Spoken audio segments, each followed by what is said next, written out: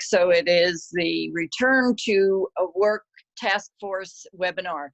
It's my absolute delight and privilege today to welcome our speaker, Dr. Teddy. Dr. Teddy is the founder and Chief Medical Officer of Zion Urgent Care Clinic here in Katy, and he is going to talk about how to return to normal after COVID-19. Dr. Teddy is a man of the world coming to us originally from Ethiopia. He and his wife have moved around 16 times.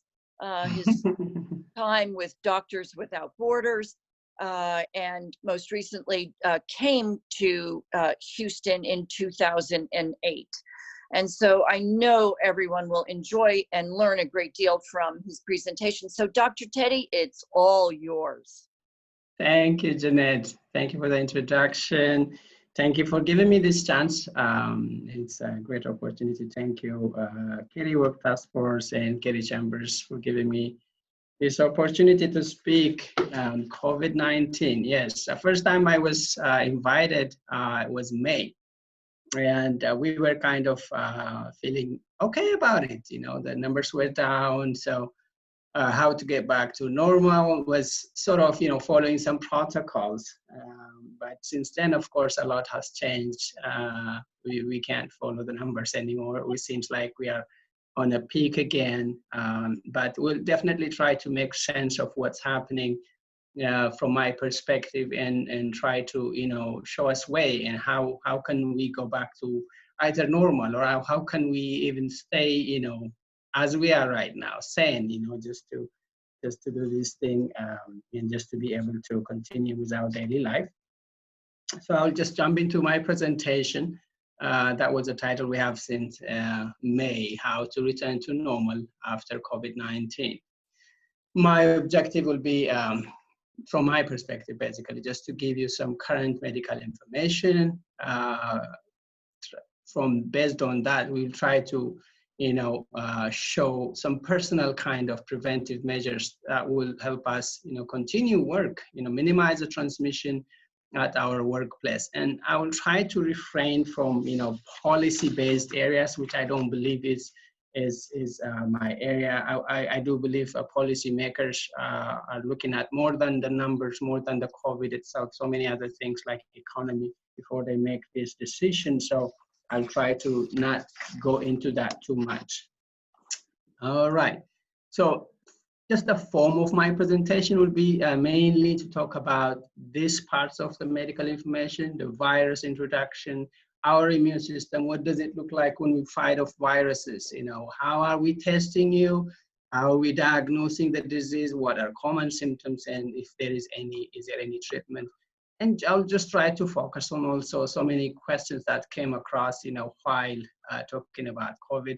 And I'll try to conclude with some basic but useful steps in minimizing workplace transmission. All right, this is the virus. We've heard of this name. I don't know how many of us know what exactly it means. Severe acute respiratory syndrome, coronavirus number 2. So it is a new one, just discovered in 2019 of this family of viruses called coronaviruses. These are common viruses. There's about at least 7 of them right now, at least at this time. And they're commonly seen within animals, and they tend to jump into humans. And as we've heard, the SARS-CoV-2 jumped from bats. There were some intermediaries as well involved. The previous one was SARS-CoV-1, just basically by sequence, and it was said to have jumped from the civet cats. MERS is the Middle East respiratory syndrome, basically similar, but appeared in Middle East, and it may have jumped from camels. The other more common but less serious kind of coronaviruses named in here, you don't really need to go through those names. They're the ones which commonly give us common cold during winter. And we'll see why we are mentioning that, because there is something to do. This will answer some questions for us. And I want to just show you also a little bit of this picture. I know is not a biology class I'm trying to put in here, but just to show you and tell you something practical from this. Almost every virus and bacteria have this red, bubble of fat, okay, fatty acids, and an information inside that cell. Like in the SARS case, it is RNA information or genetic information. Other viruses have also DNA. The rest of it is spokes of protein, which are helping the virus to land into cell and get in. We don't really need that in our reference in here, but what we need is, this is like just a bubble of fat. And why am I mentioning that? Because one of the things we use, the simplest things we use, are actually the hand sanitizers, the alcohols versus the soap. And all questions that have been coming to me are like, which one is better? We've heard so many things about the toxicity of alcohol. So I just wanted to mention that. Now, what soap does, right? Soap basically solubilizes fat, makes it water soluble so you can easily wash it off. So when you use soap, you're not killing a virus, you're basically just washing it off. And as long as we do all the proper things, that's actually a lot more effective and a lot less toxic. But what the alcohol does is just tries to break apart the membrane or the fat. And especially in some work conditions, I know, like maybe the hands are soiled and there's so many things on the hands. It's not going to be effective to put so much of alcohol to be able to address that killing of the virus. So at this level, we all support soap versus alcohol, of course, when you can. The simplicity of the hand sanitizers is what really has made them to be more useful.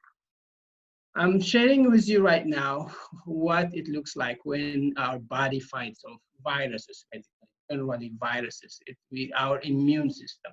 And you'll see the reason why I'm sharing this. So there's two steps. Anytime you get a viral infection, you have first what's called an innate immune response. This is just what generally is there and it's not really specific, but it is more of just a general response to any viruses. During this response, there are cells which secrete interferons, cytokines. I'm sure you've heard of this one, especially more in recent about SARS-CoV discussions. And this may be enough sometimes.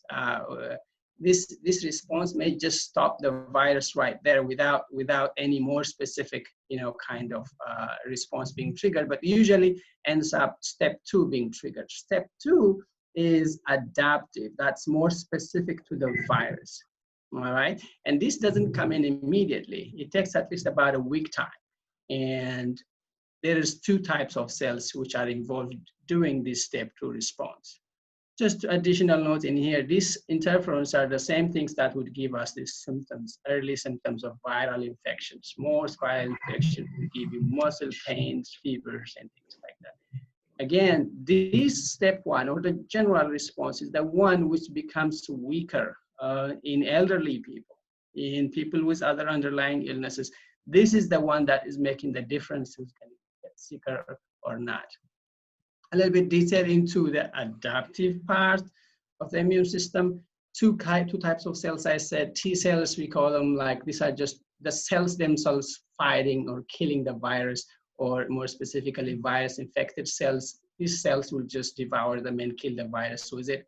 At the same time, they trigger the B cells. These are the ones which produce antibodies. We've heard of this, of course, because of this test. Antibodies, IgM, IgG, the more earlier one, which is a stronger one, but only for about 2-3 weeks.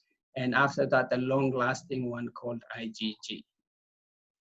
As soon as this response is done, all of the cells are like, minimizing. There will be some cells left within the lymph node, within the immune system. They're called memory cells. They have experienced this specific virus, so they save that memory, and if ever that virus comes back again, their body is ready. There will be a lot more strong response, a more rapid response, so that way a second infection won't be as devastating for a person.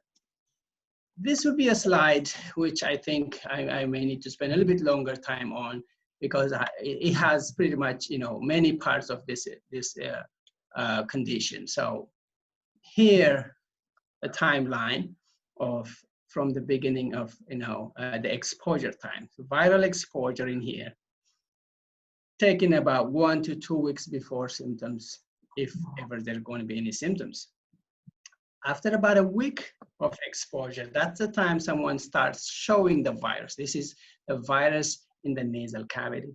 And this one would be the virus within the lower lungs, like what we call it bronchoalveolar, basically in the bronchi and in the lower lungs. There are sometimes in the hospitals you could actually get samples from that, but usually this is what we're using, the nasal swab or nasopharyngeal swab. But the virus level is rising in here, as you can see. Even before symptom onset, the virus level is coming to a high level in here, and then symptoms starts. All right, so here is where there's a probability of your test coming positive is really high. Okay, right here might be too early, and right here might be too late for the nasal swab is what I'm saying. These are, the broken lines are for antibody response of the body. About 3 weeks after exposure, or about 2 weeks after, the virus is rising in the body. And again, these are the two types of antibodies I talked about. The IgM rises faster, but comes down quicker. The IgG stays longer. How long? It's still, a debate, but at this time we would say at least 3 months for someone who had a really, mild to moderate infection from COVID, they will be showing the IgM for at least 3 months. All right. Okay, so biggest challenges with this disease, at least from doctor's perspective, the worst part of this disease is that actually it's invisible. Like there's so many patients who don't have any symptoms. I test patients here every day. We've been testing since March, and we only test the people without symptoms in our clinic because we're not even having all the PPE and everything to be able to do a sick person testing inside the clinic. So we do it through a different system. Now, from those usage, I still see a lot of positives coming because this is a problem. So up to 60% people can be asymptomatic at the time of testing, while they are very contagious.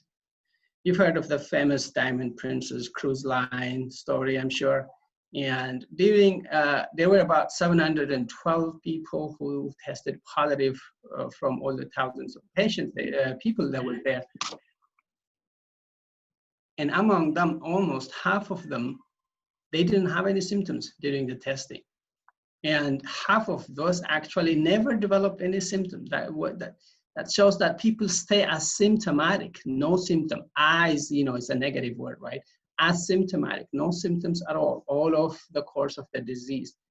Pre-symptomatic would be like that 2-3 days before they develop symptom, where they still have high viral load and they can pass it, all right? Yeah, so talking more about transmission route now in here, excuse me. The highest form of transmission is from droplets. We have heard of the surfaces also, detecting the virus on surface of different kind of materials, but really more significant and more relevant is the droplet transmission, which we know is mainly from coughing, sneezing, talking, or even just breathing in front of someone. That is how the virus is being passed. And mildly symptomatic patients seem to pass it the most. This is the biggest problem.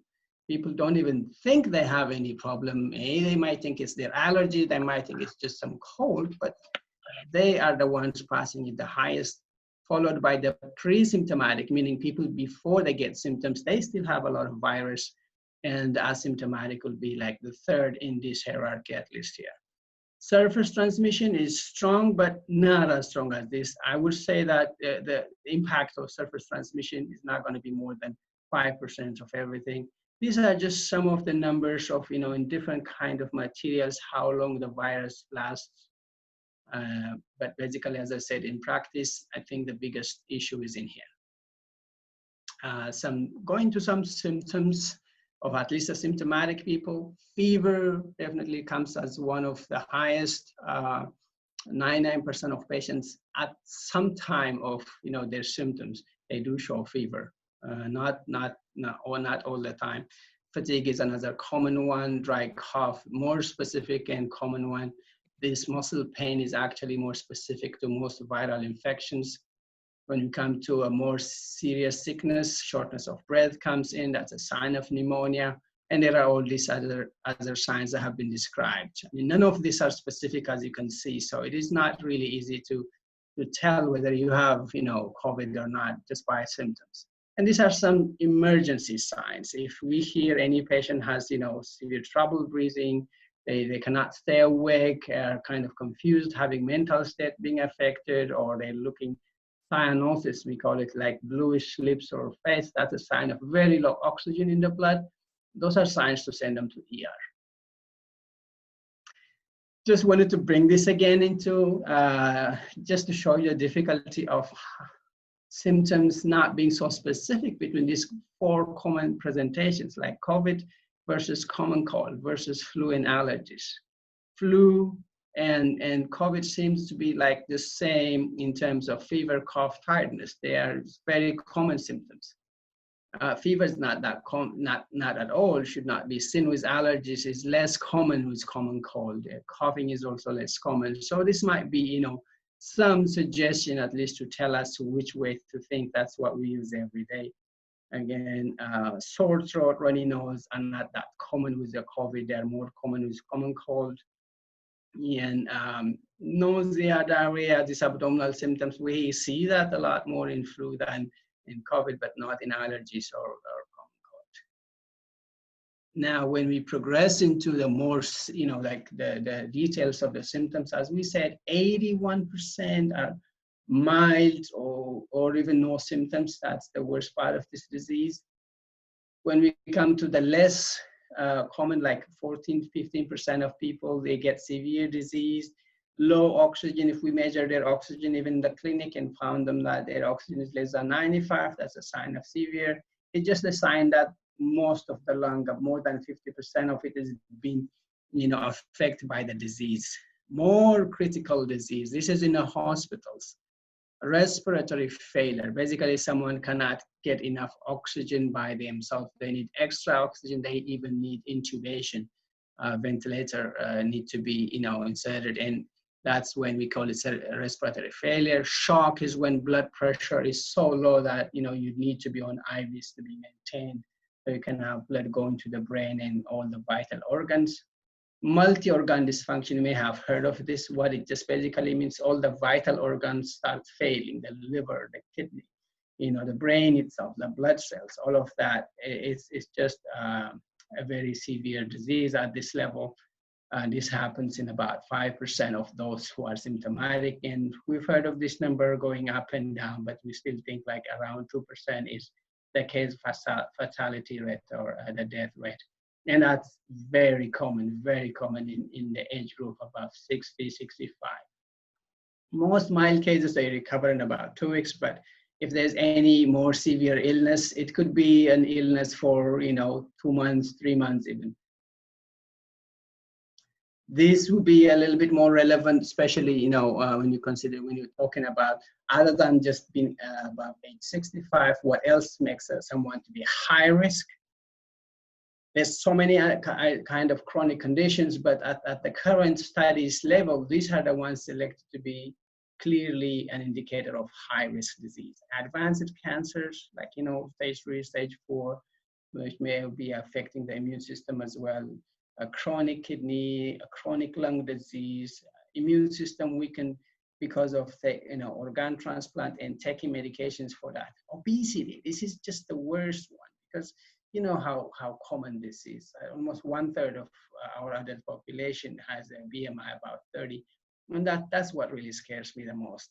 There are other conditions, heart disease, type 2 diabetes, sickle cell, among the commonest ones, which are high risk, signs of high risk illness. If someone has this, it means they're likely to get severe illness. These are the people we all should work to prevent the infection from going to. Other diseases which are not as strong, but they might be related to high risk disease. asthma, hypertension, cystic fibrosis, liver disease, pregnancy, smoking, type 1 diabetes. All right, in terms of treatment, this is where the biggest, debates are, of course. But at this time, there's one antivirus that seems to be effective, being used in the hospital, of course. Steroids are being used again, especially that decadron or dexamethasone. You know all about the controversies about this hydroxychloroquine and chloroquine,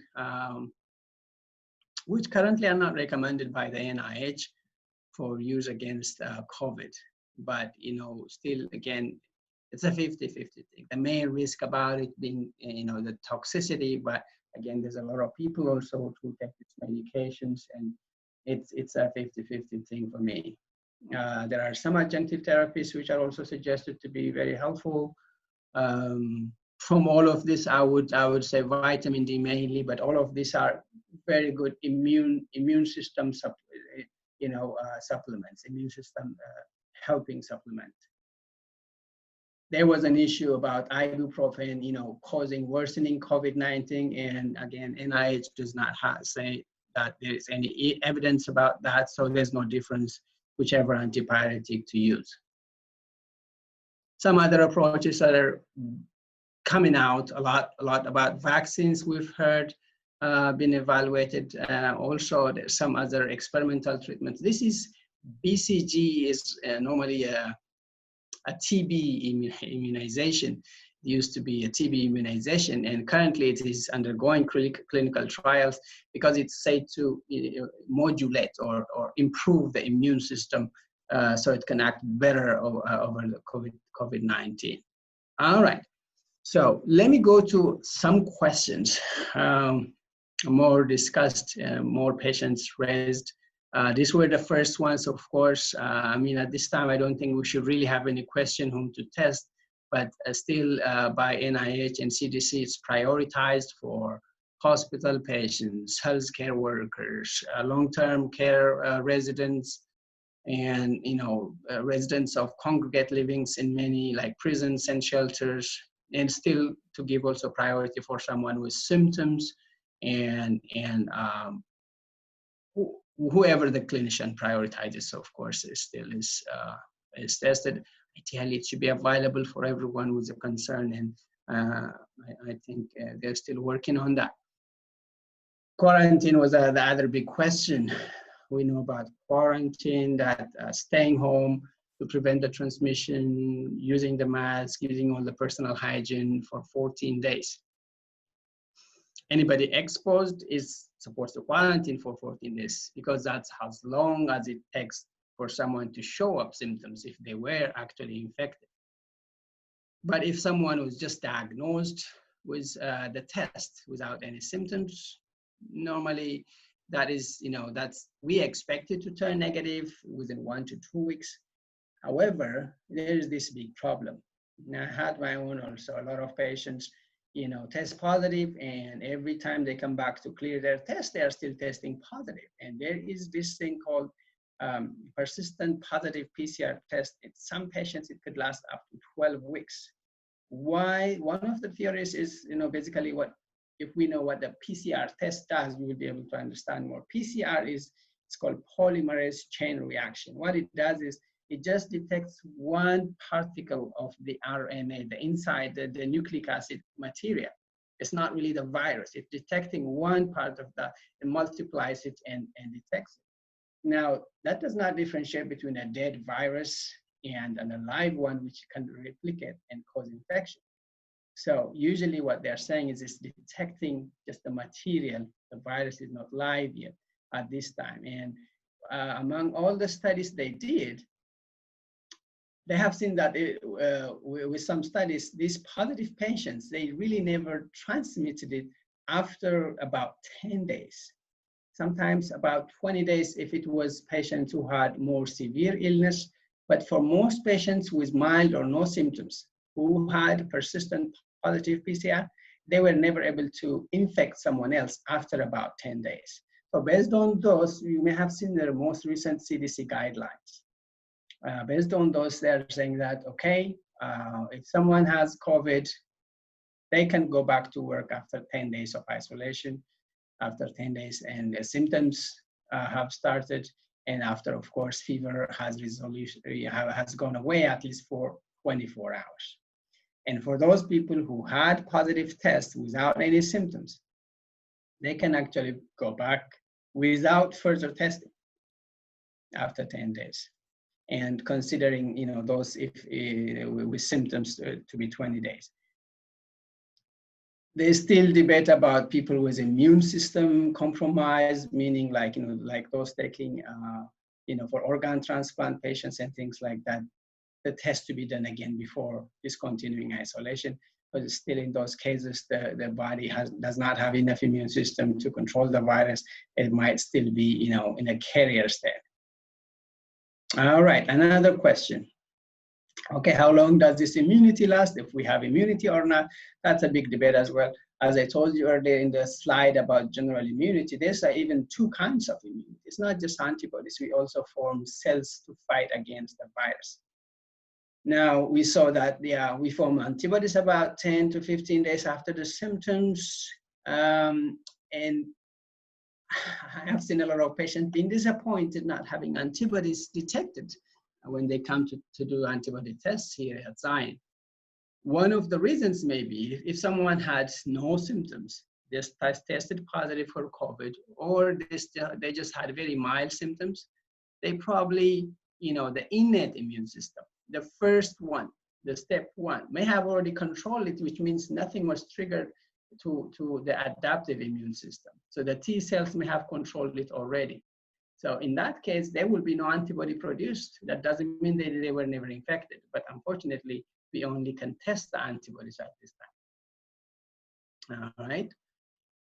All right, so otherwise, but in the general sense, anybody who's had a viral infection of any sort, well, after they recover, there's always some kind of immunity that is formed by the body, whether we are able to detect it or not, is what I'm trying to say. But in general, the immunity from COVID is assumed to be about 3 to 6 months from an infection. Okay, can I get reinfected was the other question. So at this time, because we are saying there is immune system, especially at least for mildly infected people and anyone above that, there is some immune system that immunity that is formed. So the guidelines right now are, if somebody has actually recovered, diagnosed symptomatic COVID-19 and recovered, testing again is not actually even recommended, even if they have some form of symptoms, which are non-specific anyway. And quarantining is not also recommended just because someone has a close contact with an infected person. So these are all kind of newer guidelines. What we're supposed to do is, if somebody comes with symptoms after they just recovered from COVID, we have to look for alternate etiology, other viruses, flu. And if that cannot be found, and there was an exposure 14 days before, a close contact with COVID, that can be considered. There's symptoms which look like COVID, and there was no other cause found, and then there was a clear contact history, then we still have to retest. So it means it's still fluid in here, but generally it is not recommended, to do another test in the first 3 months. All right, just try to bring all of this talk into what can be useful for businesses, some practical applications. Yeah, so these were criteria. Initially, we were talking about, for business not open yet, when can we open? This is more of, policy level, which I said I would want to go into. So initially, we were talking about a falling or a stable level of new cases. But the other two more important things are we still able to test everybody with symptoms? Are we still able to admit and see all the patients? Then I think we can continue. This is still something we need to work on, and not necessarily have to close back every business. But again, a policy area which is pretty tricky. What I wanted to bring in here, just going out of our own experience, our own, what we have here is the experience of this hospital, Massachusetts General Hospital in Boston. So in April in Boston, it was just basically, Boston was one of the hot spots. So they were having high amount of, transmissions in the city and in the state. The hospital has 75,000 employees. And at that time, they were all working. They were not closed. 2/3 of the staff were basically active and working every day. But they didn't have any workplace transmission, or they had very few. So they maintained the transmission to be low. So I think this is the kind of experience we need to take, from, all right? And they didn't do anything. They did all the combinations all diligently. Hygiene measures, early screening, distancing, and masks. Each one is weak, but if you put them together, they're one strong defense system, they will work. I'm sure you've heard of the Swiss cheese model of prevention. When you put 3-4 things together, if one is missed, the other one will stop it. So basically using clothing mask, whatever kind of mask, basically, that will prevent some of the transmission, social distancing, cleaning, disinfecting the surfaces, washing our hands, all of that would prevent that worker from getting another infection. So if we employ all of this, I believe it will work, and we can maintain even when there's high amount of transmission. The daily screening, to go in a little bit of detail, what I'm trying to say here is, so I know most places are screening as like by fever, checking fever and things like that.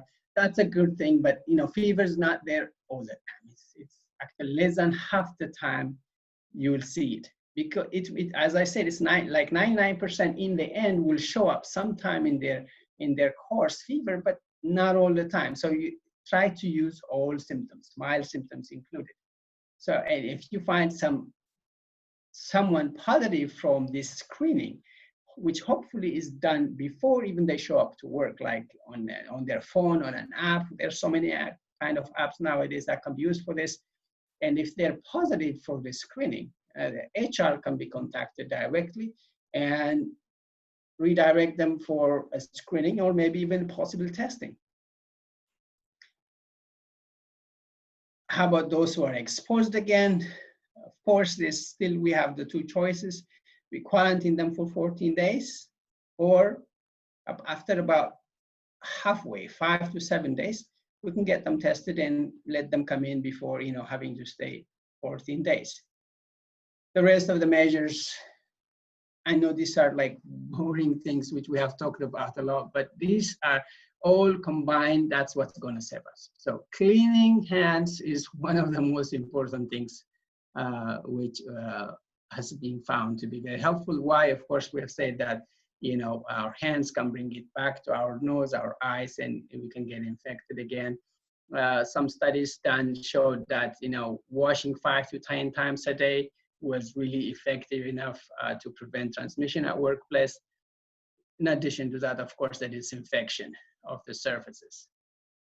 The distancing, as we said, respiratory droplets, even when someone's not coughing, can still pass it. Sneezing, talking, just even exhalation can cause that. So the distancing at 6 foot is one of the things, of course. We'll see how they came into that 6 foot distancing. There's so many tests, so many research that have been considered actually for this. Some of them said, most germs are found within a foot and a half of any sick subject. But if someone is sneezing, coughing, that can go all the way. There are some tests, some studies which say that they have actually seen droplets 20 feet away of a person coughing or sneezing. So basically, they kind of reached a consensus, showing that where to place that distancing. So it's really not a miracle like at 6 feet, all bacteria will just not pass through. It was just more of a consensus. I think the longer it's better. All right.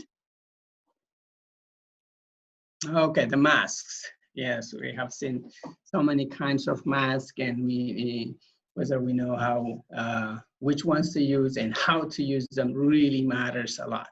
The commonest ones use the surgical masks and the cloth masks. So basically, what are you doing when you're using this? They don't really fit well on the face, so we're all breathing the air around the mask. All right. So what are they basically doing? They're protecting the others in front of us, not ourselves. So whenever you're wearing a surgical or a cloth mask, what you're saying is, I'll protect you. Please protect me. All right. But even then, there's still, at least 75% of droplets don't go through, and about half of droplets don't go through also clothing masks. All right. The proper one, the N95 respirator. This is the one which is made, of course, to protect ourselves when we wear it, also protect others. And with their design, they really have a good fit, so we're not supposed to have any air around them. Every air we breathe is supposed to pass through the mask, and it can block about 95% of all airborne particles, as small as 0.3 microns. That is about the size of most viruses. So when you're wearing this, your statement is, I'm protecting you and I'm protecting myself. How about this weird Star Wars kind of masks and the mask with the exhalation valve? No, I don't think they're really made for this purpose, not for viruses. I believe these were made for industrial settings where, dust and other kind of things we're protecting. Because what we are doing is we're protecting ourselves, yes, but we're not really protecting the person next to us. We're exhaling clearly through the valve. Whatever we have, we're giving it to the person next to us. All right. So even though, almost everything has been politicized with the COVID, and I believe the mask has been the one most politicized. And if we have any political statement we're making when we are wearing a mask, this is what we're saying. I care about you. Do you care about me too? Then wear one. I believe not just mask, even getting tested, doing all of these things. We really, most of the time, most of us don't really get too sick with this. As I said, 85% of people are not having any serious sickness, but we're trying to protect that one person. We're trying to prevent and help that one immune compromised or elderly. So basically everything we're doing is, excuse me, we're saying, I care about you. I care about you. That's what we're saying from everything we're doing. I just wanted to add this one picture from Houston Health Department, because it basically shows when everybody's wearing masks, how it makes it all effective. The lowest risk is when both are wearing masks. The highest is, of course, when no one is. But whenever we wear a mask, yes, we are protecting ourselves somehow, but when the sick one wears it, it's even better. Dr. Teddy, yes. If we could, a question has come in. Where can people buy the N95 masks? Do you know? Ooh. This is the problem. Is I think the quality. There's so many producers everywhere. We try to use all the suppliers, common proper suppliers like McKesson, but it's very hard to find because, again, supply has not really met the demand. I really don't have any specific places to buy these ones. I'm sorry, I don't think I have that resource. All I've used is the major suppliers, and after 10 orders, maybe one of them would give me one, and that's how we survive. As I told you earlier, we're not even able to see sick patients inside because we don't have enough PPE. And that has happened because of the way, the supplies have not been met. The caller asks that they have seen KN95, but not N95. Is there a difference? I don't believe so. N itself is something, okay, let me see. Give me 1 second. I don't believe there is any difference. N95 basically means 95% of microbes, 0.3 micron and above, are filtered out. That's what it basically means. I don't think it makes a difference if it's not any different branding, but definitely when it says 95 N95, that's what it's trying to say. All And right. so what I'm getting is that the difference between an N95 and a KN95 is Okay. where it has been certified, and that the Center for Disease Control has in fact authorized the use of KN95 masks in place of N95. KN is the certification level that has been assigned by the manufacturer in China. So KN means they came from China, N means they came from somewhere else. You see, my point was not just the filter mask itself, but it's not supposed to have an exhale valve. The N95s are also having exhale valves, which is not correct at all for any disease prevention. That's only for industrial. So exhale valves, completely not a good idea, is what I'm trying to say. But yeah, I mean, of course, even the closing is helpful. It is helpful. It is even preventing 50% of what we are inhaling, but mainly we are helping the other if we all wear a mask. It's more of like a group thing rather than an individual thing in here. Thank you very much, Dr. Teddy. That was... All right. Yeah, so this is my last slide, actually. This is a summary of workplace things to be done that can help, which I said already in my presentation. Daily screening should be employed, I believe. There should be a way of screening all symptoms and exposures by every employer before they come to the workplace. And once they're in the workplace, frequent washing of hands, disinfecting the surfaces, washing properly for 20 seconds with soap and water. If that's not possible, of course, use hand sanitizers, alcohol, the social distancing, and definitely the mask. All right. Of course, anybody with symptoms, staying at home is also the biggest part of it. All right. These are just some other things we've been trying to employ. Of course, all of us working from home, yeah, definitely helps. But you see how difficult it is. And Zoom meetings also, how much effective they are. When we have to have a face-to-face meeting, some have actually used, the plexiglass partition. We have seen in many places, and it's pretty good. Even elevator distancing, I know we may not have that 6-foot distance between people in the elevators, but if we are able to have at least not more than 4 people in the elevators and try to not face each other, that is one thing that is suggested. All right, I think I'm done. Thank you. All right, so the questions are coming in. Okay. And the first one is COVID-19 the same as the flu? People wonder about that and help folks understand the distinction or the difference, please. So, viruses are multiple. There is, thousands of them, and not all of them affect the human beings, of course. But sometimes they're able to apologize for this. Sometimes they're able to jump from from an animal and infect one. Flu is more of something endemic. When we call it endemic, it means it's been there with humans for a long time. It's a different virus. COVID-19 is a disease caused by the SARS-CoV-2 virus. So there are 2 different things. They might look similar. We think at this time, at least, that the COVID-19 is at least about 20 times more fatal, a lot more stronger, especially in people with lowered immune system. And in elderly, the COVID-19 can be very serious, can cause a lot of death, almost up to 2% death. Flu is less severe. As we know from previous numbers, at least it's about 0.1% of fatality rate that is recorded. They're not that easy to differentiate from symptoms, so that's why we do the testing as well.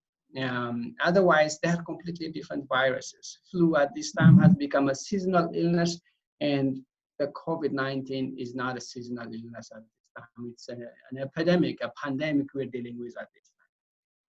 So, Dr. Teddy, that would suggest that if you get tested for COVID-19, the results shouldn't be able to be misinterpreted that you have the flu rather than COVID-19. So if it comes back positive, that means you have COVID-19, correct? Exactly. Testing is, of course, the best way to tell the differences. As we said, symptoms are very similar. So the testing is the main way to make that distinction between flu or COVID-19 or any other viruses. So we currently have about 4 million cases that have been identified in the U.S.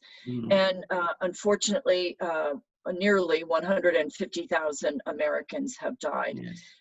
If one of our callers has done the math, and 2% is about 80,000 people, how do you account for the 150,000 deaths, or what don't we understand? There's a lot we don't understand, of course. Testing is done only, mostly, as we said, again, because of priority as well, testing is done for reasons of symptoms mainly. Oh. All right, so if we are only testing the symptomatic people, we're testing the group which is likely to have a higher death rate rather than everyone. All right, so in that way, we're missing out. There's so many untested but positive people that I believe are representing that group. Ah, that makes sense. That makes sense. So if someone has symptoms, we would normally think of going to a place like Zion or to our primary care physician. If someone has symptoms, where do they go to get tested? There is a lot of coordination being done by by the authorities, which testing places are most of them registered under the counties or under the Department of Health itself of the cities. So I would just go there first, try to find out where can I get tested. Am I going to be seen in person or in videos? So what we're employing is trying to see symptomatic people through videos first to prevent the transmission of the disease from one patient to the other. So that's the way we are doing in Zion, is like they call, make appointment, we see them over video, and there is a way to test in the parking lot. There's different kind of testing that has been almost invented during this pandemic that shows that we can still do testing. We can still do testing with reduced amount of exposure. All right, so if anyone is sick, the first thing I would say is, are they having shortness of breath? Are they really having difficulty of breathing, even talking? They cannot talk without interrupting to breathe, because that makes a difference. If someone is seriously sick, you want them to be in the ER, because they may go ahead and develop respiratory failure. That means they will need the supportive treatment in the hospital. Or any of those other serious illness, sickness signs, like bluish fingers, or feeling like they cannot wake up, they're feeling somnolent, sleepy. All of those could be serious signs. Anyway, any serious life-threatening signs, go to ER. Otherwise, call any of the clinics around you, or call the county and find out where it can be tested. A caller asks how long it takes to get results back from the test. So the main test, now there's different tests at this time, right? As we said, the antibody test, there is also the virus test itself. Antibody tests have been simplified to a level that we can all have them in our clinic and test them right away. So that can be available in 10 minutes. But the main test itself is called a Pcr test that detects if you have the virus right now or not. That has to be sent to main laboratories. So ideally, it shouldn't take more than 2-3 days. There are a lot of labs in Houston, but they have been so much congested. Most of the big and good labs, they cannot give us back reports even in 2 weeks. So I have stopped myself using those labs like LabCorp and Quest, and have to send it out somewhere else where I can get the results back within 2 days. So ideally, the average has been 3 days maximum. Mhm. Okay. Well, there's a lot of activity going on, that's for sure. Now, for the 4 million people that unfortunately have contracted the disease, do we know yet what after effects or what things people will have to deal with once they recover? Are there long-term implications of this disease? That's going to be a big question still. As we know, why do we have a lot of questions with COVID? COVID is completely new. It has not been experienced before. Okay. Even the two other similar ones, SARS-CoV-1 and MERS-1, they were really short. They never passed more than a couple of months and they stopped. So there is really zero experience about, long-term complications, long-term effects of having an infection like this. But having said that, in general, getting a viral infection usually does not cause any long-term complication. Viral infections are more serious within the immediate period, within that week or months of infection. That is the time they devastate the immune system, so that we can get other infections that can kill us. They cause our immune system to really react in a wrong way, that it basically destroys the other organs, liver, kidney, sometimes causing inflammations enough to cause blood clots, enough to cause even strokes and heart attacks. All of this have been seen, but all of these are seen within the couple of months of the infection, not really long term. So it's basically unknown. Oh, wow. We have heard a lot recently about children contracting the disease.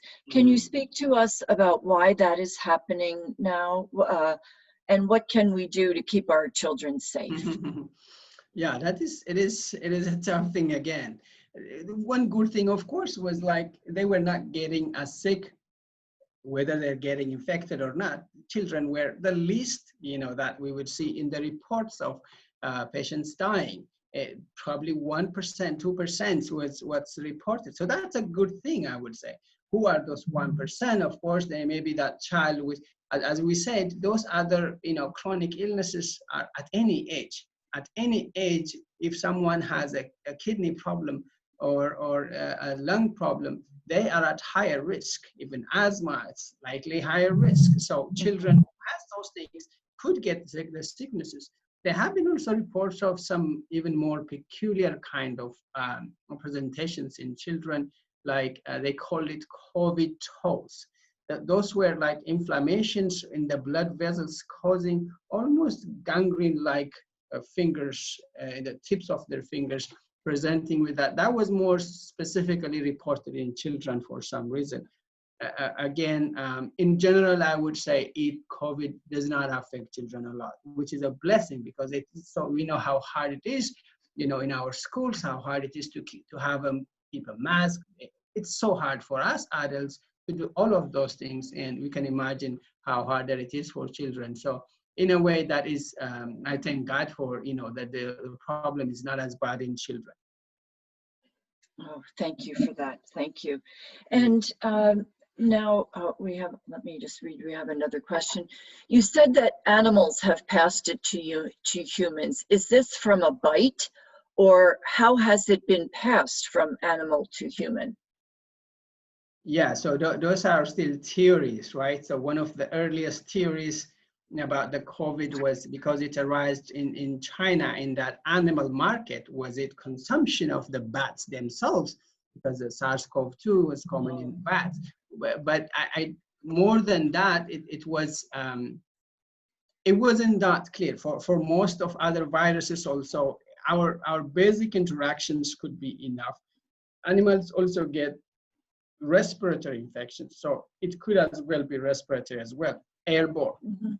All right, but that has not really been proven, whether it was the actual consumption of the bats that caused the transmission when we come to the specific SARS-CoV-2. Bird flu, we've heard about it. Again, it was not because we consumed the birds, but there was a lot more in the air because of the birds. Because of the chicken, most farmers were the ones who end up getting that. So is it from the GI, gastrointestinal or respiratory? Those are common ways. By the way, SARS-CoV-2 itself affects our gastrointestinal system and can be transmitted if there was not enough hygiene. It can be transmitted through fluids coming from the gastrointestinal tract as well, from vomitus or from diarrhea. It can be transmitted, even though that's not a common way. This is a very complex disease, and you as a medical professional and your colleagues are learning every day. Mm-hmm. How do you recommend that lay people like me, how do we keep up with the most current information? Where do you recommend that we seek authoritative information about managing COVID-19 exposure? I believe that you don't win any war if you don't have a general. If you have 10 majors or 100 majors trying to lead you everywhere, even if they're good, you're going to lose that war.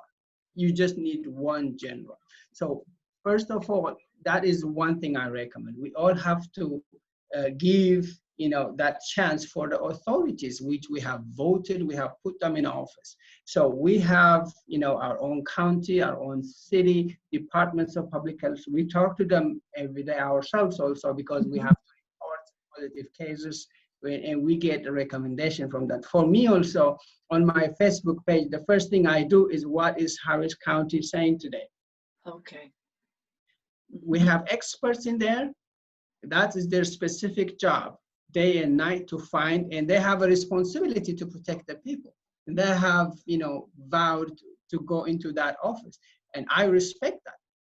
And I will obey them. Not because they may be always correct, but you can't win a war if you follow everyone. You have to follow one. If they're not good, we can complain about them and they can be replaced with a good one. But if we're trying to follow everyone, that's not a good idea. There might be some correct things, being spoken out of the authorities, but again, we won't win it. Unfortunately, this is how public health is. Public health needs you to come together as one. It is a war against a virus, against something natural. Unfortunately, some of countries which are more like a public health system, which is like a military, more organized, and you won't hear anything from anywhere else, they tend to do better in things like this. They tend to do better. That's the truth. So that's what I recommend. Harris County has been my source. I see also Fort Bend County, I see the city, and they have really good guidelines, good protocols. If I need more specific, I always went to CDC website, and I'll get from them as well. And I've been trying to communicate that through Facebook or through anywhere, just to make sure that we are all in one place, Thank you. That is so helpful. It's very complex and with very high stakes, and so I know that all of our listeners are really concerned, and we really appreciate your expertise and your thoughtful responses to some obviously very difficult questions, given the fluidity of the situation as we know it today. But for all of our listeners that are here with us live, as well as those that are ringing in through Facebook Live, Dr. Teddy is at the Zion Urgent Care Clinic, which is near Katy Mills Mall on Kingsland Boulevard. And he offers, if you have questions, how can they help? And you'll be very pleased with any of the customer service that you receive there. On behalf of the Return to Work Task Force for the Tri-County area, Harris, Fort Bend, and Waller, my colleagues and I would like to thank all of you who joined us today. This has been taped, so we will be posting Dr. Teddy's presentation and the Q&A session on our landing page, probably later today, no later than tomorrow. So if you want to refer someone to it that wasn't able to attend live, that's where it will be located. Next week, we will continue talking about the medical side of COVID-19. Laurel Hamilton, who is one of our task force members, in fact, one of our founding members, will be with us, and she'll be talking about some of the medical issues that Dr. Teddy has raised here today. But with that, I'd like to thank all of you who came, Dr. Teddy in particular, Dave Sue, for all your help in getting this and this particular presentation organized. We wish all of you a good day, a good week, and as my hiking buddy likes to say, be well and stay healthy. And with that, we'll say goodbye and hope to see you next Tuesday at 2 o'clock, same time, same channel. Bye now.